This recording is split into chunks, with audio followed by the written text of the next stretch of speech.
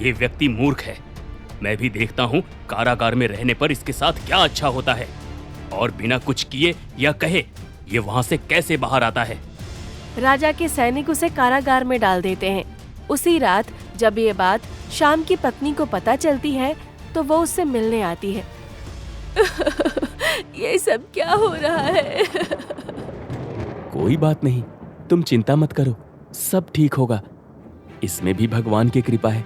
तुम अभी कुछ दिन अपनी माँ के यहाँ चली जाओ। ठीक है जी। उसी रात व्यापारी के यहाँ चोरी करने वाला रमेश और उसके दो साथी मंदिर में मूर्ति चुराने चले जाते हैं। हमें कोई नहीं पकड़ सकता। व्यापारी के यहाँ चोरी कर ली, अब मूर्ति चुरा लेंगे तो सब वसूल हो जाएगा। उसके बाद हमें कहीं चोरी करने की आवश्यकता ही नहीं। हाँ, तुमने सही कहा। चलो जल्दी चलते हैं। तीनों मूर्ति उठाकर वहाँ से जाने लगते हैं। पहले तो मूर्ति का वजन काफी हल्का था, लेकिन बढ़ते कदम के साथ मूर्ति का वजन बढ़ता ही जाता है। अरे, ये वजन बढ़ कैसे रहा है? पता नहीं। चलो वहाँ कुएं के पास चलते हैं, थोड़ा पानी पी लेंगे, बड़ी प्यास लग गई है। हाँ हाँ, जल्दी चलो। तीनों कुएं के पास जाते हैं और मूर्ति वहाँ रख देते हैं। तब रमेश रस्सी खींचकर कुएं से पानी निकालता है, लेकिन कुएं के अंदर से जैसे किसी ने रस्सी को खींचा हो, जिसके कारण वो खुद ही कुएं में गिर जाता है। अरे, ये क्या हो गया? हमें इसे बचाना होगा। चलो जल्दी करो, रस्सी खींचो। दोनों रस्सी खींचते हैं, लेकिन दोबारा ऐसा होता है। दूसरा व्यक्ति फिर से कुएं में गिर जाता है।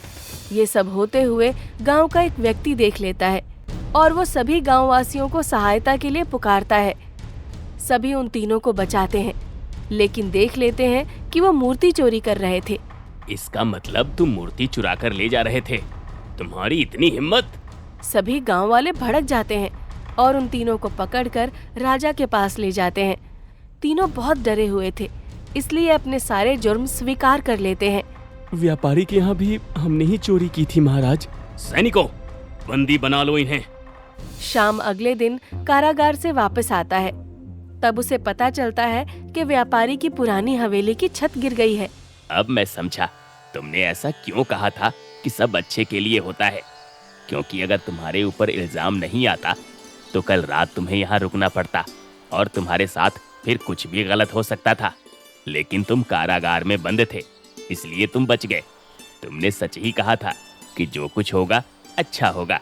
इसमें भगवान की मर्जी है और सब मंगल ही होता है। बिल्कुल सही कहा आपने। जो होता है अच्छा होता है। भगवान जो करते हैं